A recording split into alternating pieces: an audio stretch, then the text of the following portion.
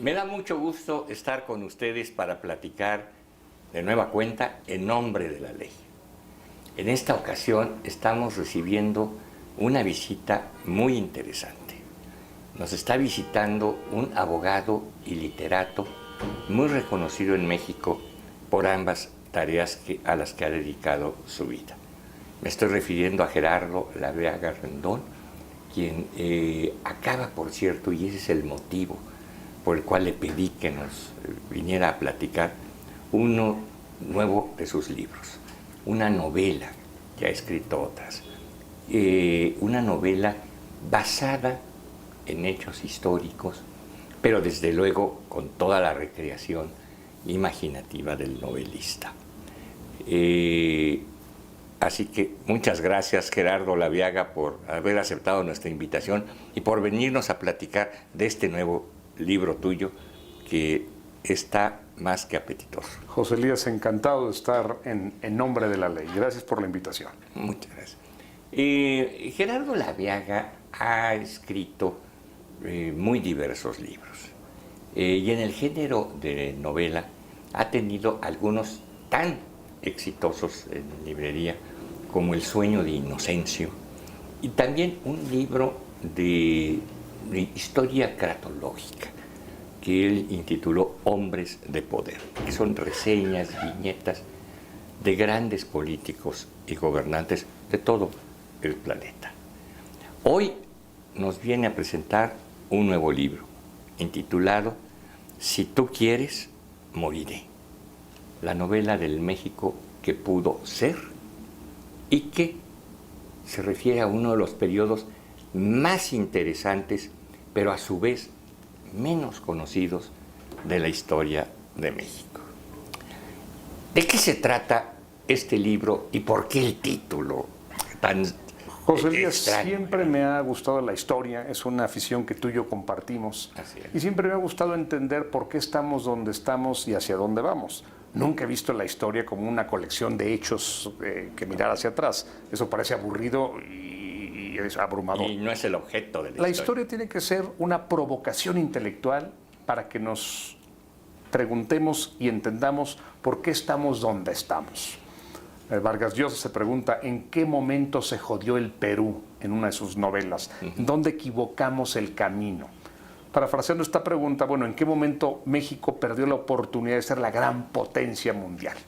Y yo creo que la perdió en 1824, en la época en que discutíamos justamente nuestra primera constitución. En la escuela, tú ahorita decías que es un periodo de los menos estudiados. En la escuela estudiamos todo lo que tiene que ver con la conquista, con la colonia, con la independencia.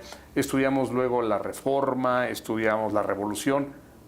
Pero a veces se nos olvida este periodo de 12 años cruciales, que fue cuando echamos las raíces del México que hoy tenemos. Es decir, la Constitución de 1824, a propósito del programa En nombre de la ley. La primera Constitución de México no fue la de Apatzingán, que fue un sueño de Morelos. Meramente declarativa e idealista. No fue la de Cádiz, que fue de 1812. Fue la de 1824, en que se debatía qué México queremos. Federal, central, monárquico, de república. Y el debate fue terrible. Y todos estaban peleados entre sí.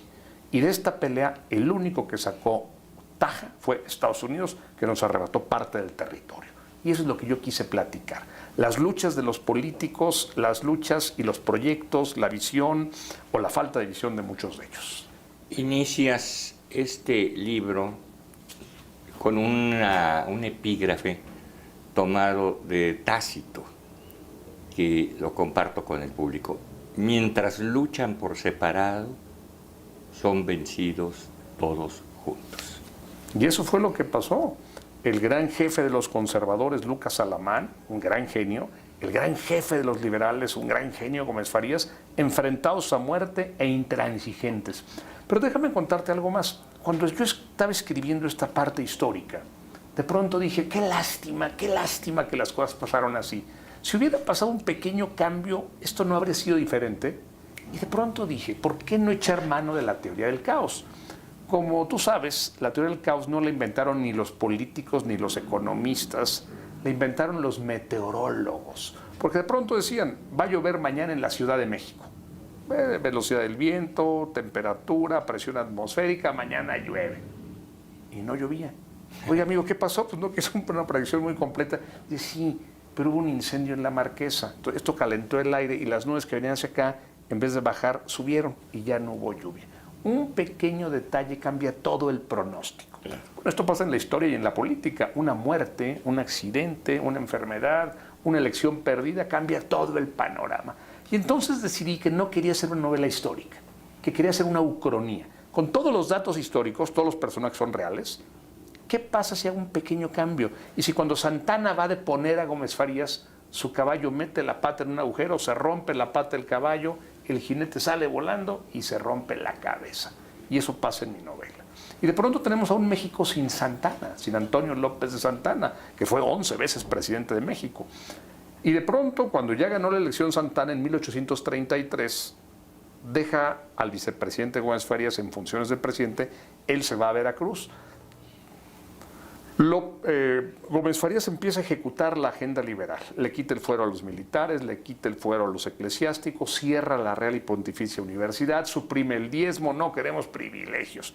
Pero pues todos los ricos salen corriendo a ver al presidente y le dicen, oiga, vea lo que está haciendo este loco, no está quitando todos los privilegios. Santana regresa a Veracruz en la historia real, depone a Gómez Farías, quien sale huyendo. Pero en mi novela, cuando Santana va a deponer a Gómez Farías, su caballo mete la pata en un agujero, trompica y se rompe la cabeza. Y Gómez Farías queda al frente de México, el gran liberal, pero con una amenaza conservadora furibunda. Y entonces toma una gran decisión, aliarse con Lucas Alamán. Salimos, señor, unamos fuerzas, si no esto se nos va a desmoronar. Y la primera decisión que toman es venderle Texas a Estados Unidos. Ya Estados Unidos le había propuesto comprarle Texas y no quisieron hacerlo. Pero en esta ocasión lo hacen, no las Californias, no Nuevo México, solamente Texas. Se la venden en 15 millones, con lo cual provocan un problema enorme en Estados Unidos, porque el norte de Estados Unidos dice, muy bien, qué bueno que tengamos un nuevo estado, pero va a ser un estado libre. Los del sur dicen, no, un momento, va a ser un estado esclavista. De hecho, ya hay esclavos en Texas, no, señor, libre, ¿no? Y esto exacerba la situación en Texas. Y el presidente entonces no es, como lo fue en la historia, el general Taylor. Taylor fue el presidente 12 de Estados Unidos porque fue el héroe de guerra con México. Sí. Pero pues en mi novela no hay guerra con Estados Unidos, y no hay guerra entre Estados Unidos y México, no hay guerra México-Estados Unidos, y no hay héroe de guerra, por tanto. Y el presidente de Estados Unidos es el secretario de Estado del presidente Polk, que se llama James Buchanan. Y el presidente James Buchanan, que en la historia real fue el presidente 15, dice lo que dijo entonces, señores, yo no me voy a pelear. Si se quieren separar, sepárense.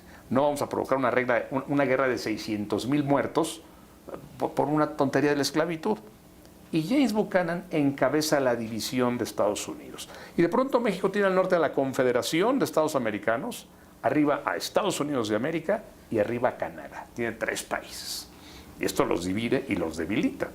El presidente que finalmente es el jefe de Estado cuando se lleva a cabo mi novela no es Lincoln, es Seward, William Henry Seward. Y esto cambia todo, cambia hasta la bandera. Un pequeño cambio, ya no tenemos la bandera trigarante de Iturbide, tenemos una bandera que es amarilla y roja, que son los colores de España, y al centro Quetzalcóatl. Porque finalmente tú y yo y todos los espectadores, todos los que nos están viendo, todo el pueblo mexicano es un producto de la fusión entre españoles e indígenas, y eso no lo podemos negar. Entonces de eso trata un poco mi novela, José Elías. ¿Por qué el título? Si tú quieres, moriré. Hace un rato ¿Puedes adelantar tantito de eso? Claro. Hace un rato te dije que todos los personajes eran reales. Sí. Debo hacer una precisión. Hay uno solo que no es real. Es la mujer. Es la mujer que hila toda la relación entre Gómez Farías y Lucas Alamán. Y ella es la que le va a hacer ver a Gómez Farías en algún momento que no puede perder la oportunidad de fortalecer a México. Ella es una política nata. Ella quiere participar, quiere votar, quiere hablar. Pues en el siglo XIX era imposible que una mujer pudiera hacer todo esto. Y ella elige a un hombre a través del cual va a llevar a cabo su propio programa político. Y ese hombre es Valentín Gómez Farías, el médico. Y ella lo va a ir guiando, lo va a ir conduciendo, lo va a ir aconsejando para que él pueda tener su país grande, fuerte y vigoroso. Y en alguna escena donde Gómez Farías le expresa su rabia con los conservadores, su rabia con los ricos, su rabia con la gente que no comparte sus puntos de vista, y le dice, maestro, vas a desmoronar el país. Si tú no quieres apoyar a los pobres y vas a pelearte contra los ricos, esto se te va a desmoronar. De hecho, los liberales cometieron un error garrafal, corrieron a los españoles. Y todos los españoles, la familia Lizardi a la cabeza, se fueron a Estados Unidos a apoyar al presidente Jackson. Y le dieron un montón de dinero a los españoles allá. Fue un error garrafal haber corrido a los españoles, fue un error garrafal haber perdido la inversión extranjera. Y la mujer le dice, no seas burro, se te va a desmoronar el país. Y una de las decisiones que va a tomar Gómez Farías y Alamán va a ser traerse otra vez a los españoles. Y con el dinero de los españoles van a crear 3 puertos fundamentales en California. 2 que ya conocemos, San Diego y San Francisco, y un tercero que es inventado, Junípero Serra. Son los 3 grandes puertos que ya mexicanos. Pero ella es la que le va a decir, no te conduzcas como jefe de una cuadrilla, tú no eres el jefe de una pandilla, tú no eres el jefe de una facción, tú eres el jefe de un Estado y tienes que pensar en todos y para todos. Eso da origen al título, José Elías. Este personaje, esta mujer de avanzada que tú creaste, en algo se parece a la vanguardista Güera Rodríguez que tuvimos en la realidad. Digamos que sí, pero mucho más preparada que la Güera Rodríguez. Más preparada. Mucho más forjada, más viajada, más leída. Una mujer mucho más completa que la Güera Rodríguez, pero por supuesto que tiene mucho... que podía alternar con los políticos, con los gobernantes. De esas grandes mujeres del siglo XIX que por circunstancias injustas y miserables no pudieron participar en política. Correcto. Y ella busca a su representante, digámoslo así, al hombre a través del cual va a participar. Entonces veo que utilizas lo que algunos han llamado en esto el método contrafactual. Así es. Es decir, lo que pudo ser y no fue. Así es. Es decir, lo que hubiera pasado, algunas veces todos nos hemos puesto a pensar que hubiera pasado si Napoleón triunfa en Waterloo. Bueno, pues nos queda claro que se hubiera expandido América, el Imperio francés, la capital de los Estados Unidos sería Nueva Orleans, y ellos y nosotros seguramente también hablaríamos francés hoy en día. Muy probablemente. Mira, yo creo que hay una escena en que Lucas Alamán está reflexionando como historiador sobre esto. La pregunta es si el hubiera existe o no. Si lo vemos hacia el pasado, no existe. Pero el hubiera tiene que ser, y lo decíamos al principio de esta plática, una permanente provocación en tu vida, en mi vida, en la vida de los espectadores. ¿Qué tenemos que estar haciendo hoy para no lamentarlo en 20 años? ¿Qué tenemos que evitar hoy para festejarlo en 50 años? Porque de pronto decimos, caray, si en 2018 hubiéramos hecho esto, si en 2018 hubiéramos hecho aquello, si en 2018 no hubiéramos procedido así, hoy estaríamos viviendo algo mejor. Bueno, hoy es 2018. Sí. Y hoy tenemos que preguntarnos en tu vida, en mi vida y en la vida de todos nosotros, ¿qué tenemos que cambiar? Nuestra dieta, más ejercicio, más lecturas, estudiar algo nuevo, porque de pronto nos alcanza el futuro y decimos, qué lástima que no lo hicimos. Y en la historia también pasa lo mismo. Y yo creo que esta visión contrafactual, esta historia virtual, como le llaman algunos historiadores, es fundamental. Y en todo el mundo se está revisando en qué fallamos, qué no hicimos bien, por qué no bajamos, por qué no quitamos. Hay cosas que se resuelven con pequeñas medidas. Y eso es lo que busca mi novela, una provocación en cada lector. Sobre todo de la imaginación, ¿no? De una imaginación basada en hechos reales. Sí. Que tiene como insumo básico la realidad, pero imaginándola de distinta manera de cómo fue. Y tenemos que admitir también la parte de la casualidad de nuestra vida. Tu pareja, mi pareja, la pareja de cada uno de los espectadores, ¿cómo la conocimos? Si no hubiéramos ido a la fiesta donde la conocimos, porque ese día teníamos dolor de cabeza, o ese día nos salió otro compromiso, habría sido completamente distinto. Sí. Quizá mejor, quizá peor, pero nuestra vida no sería nuestra vida y no habrían nacido ni tus hijos, ni los míos, ni los de todos los mexicanos, porque conocimos en una circunstancia a nuestra pareja. Bueno, la historia de los pueblos es una colección de circunstancias. Y si nosotros tenemos la capacidad de contemplarlas y decir, quiero cambiar esto, quiero añadir esta, las cosas pueden ir mejor. Exactamente.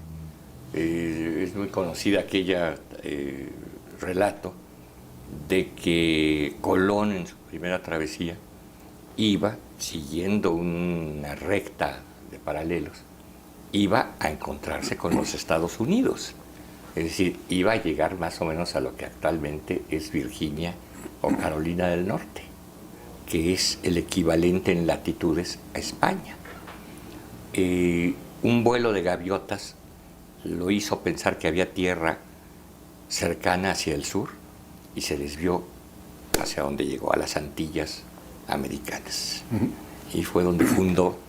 Un y tomó para kilómetro a la España. derecha o un kilómetro a la izquierda definió todo el panorama. Así es. Pero así es la vida de todos nosotros. En mi novela todos los personajes se ven modificados.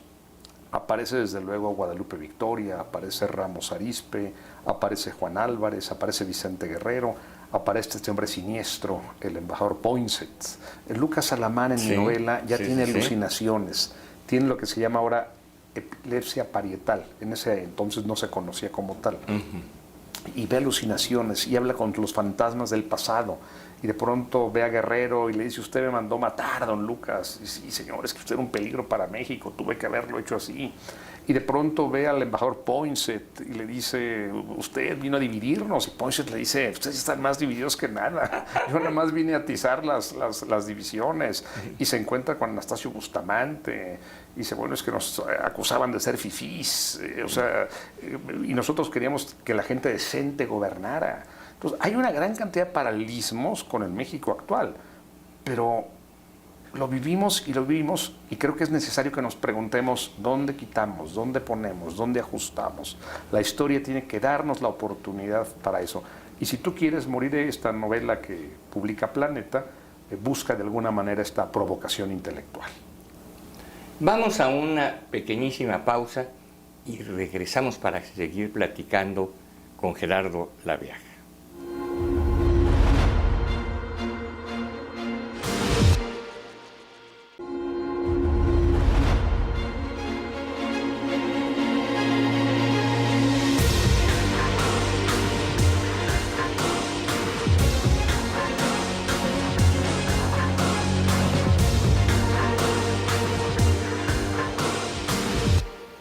Continuamos nuestra charla sobre esta nueva novela de Gerardo Laviaga, Si tú quieres, moriré. A veces vivimos en algo que es también la historia imaginaria, pero que es la historia por decreto oficial. Es decir, lo que nos ha sucedido con nuestros gobernantes, y muy particularmente con algunos de nuestros presidentes, que han decretado, inventado o borrado capítulos de la historia de México. Casi Iturbide pareciera que fue un fantasma legendario, que no existió. Personaje de mi novela también. Pareciera que algunos los decretaron como héroes, son héroes, y otros los decretaron como villanos o antihéroes, y fuera de nuestro pensamiento y de nuestra idea. Y con el tiempo, o con la reflexión más profunda, vamos viendo que no es tan exacta la historia oficial, es decir, el decreto presidencial de lo que pasó. Pero eso pasa en todos los países, pasa en Francia, pasa en Inglaterra, pasa en Estados Unidos. La historia se va modificando, es gelatinosa. Si tú piensas en Hidalgo, el padre de la patria, sí, él inicia su movimiento en septiembre de 1810. En enero de 1811 ya está preso. Su movimiento duró 4 meses. 4 meses de fracaso en fracaso. Y la independencia se logró 10 años después, hasta 1821. ¿Cómo este hombre que provoca un movimiento, una sonada que dura 4 meses o menos de 4 meses, es ahora el héroe de la patria? Bueno, porque la narrativa quiso que fuera el héroe de la patria. Claro. Pero tú piensas en Estados Unidos. Pues el general Washington y Jefferson no estaban preocupados por la libertad. Estaban preocupados porque Inglaterra les quitaba el 60% de impuestos. O sea, oiga, yo de cada 100 libras que tengo que pagarle 60 a Inglaterra, porque se vayan al demonio. Me sale más barato hacer una guerra, independizarme, y todas esas libras las invierto aquí. Y por eso se independizan, porque no quieren pagarle impuestos a Inglaterra. No es tanto que busquen la libertad y la dignidad. Eso dice la Declaración de Independencia de Estados Unidos. Claro. pero lo que los mueve son intereses eminentemente económicos. Pero también pasa en Inglaterra, y pasa en Francia, y pasa en China. La historia se va moldeando de acuerdo con los intereses o la visión de los grupos gobernantes. Esta constitución de 1824, nuestra primera constitución, y además federalista, es también un personaje, un episodio interesante de la novela. Yo creo que es una de las columnas vertebrales. Ahora, fue un federalismo que no funcionó porque había demasiados intereses. Y de hecho, cuando regresa Santana y depone a Gómez Farías, lo primero que hace Santana es impulsar la Constitución de 36, que será eminentemente central. Y esto va a provocar la ira de los tejanos, que se van a independizar, y ya conocemos todo lo que pasó. Todo el resto de la historia, hasta la guerra de 47. Así es. Y la pérdida de nuestros territorios del norte. Pero aquí no hubo guerra con Estados Unidos y Estados Unidos acabó fragmentándose. Ellos son los divididos. Ellos son los divididos. Y nosotros los unidos. Y nosotros los unidos. Por decisiones inteligentes y oportunas. Los unidos y por lo tanto los fuertes. Y por lo tanto los fuertes. De hecho hay una escena en que Lucas Alamán se entrevista con el primer ministro inglés, con Palmerston. Y Palmerston le dice, no hay una sola decisión en el mundo occidental que podamos tomar sin consultar a México. Eso es muy bonito. Es muy bonito, ¿no? Hoy esta novela no solo nos invita y nos abre el apetito literario, sino nos va a hacer soñar muy bien las noches que lo leamos. Creo que es un éxito, te lo digo anticipadamente, y qué agradecido estoy de que hayas venido a platicarnos mucho antes que a otros auditorios sobre esta primicia. José Elías, me siento honradísimo y un saludo a todos los televidentes en nombre de la ley. Muchas ¿Algo más gracias. que quisieras agregar? Que estoy encantado y Público? que agradezco mucho que me leas y que me des este espacio para platicar de mi novela. Muchas gracias, Gerardo Laviaga, por habernos acompañado, por habernos traído tu nueva novela. Vamos a ver si rompe los récords de las anteriores. Es muy posible que sí, porque cada vez tu pluma tiene mejor tinta. Gracias a ti y gracias a ustedes. Y a ustedes muchas gracias por habernos permitido entrar en sus hogares y nos veremos en la próxima.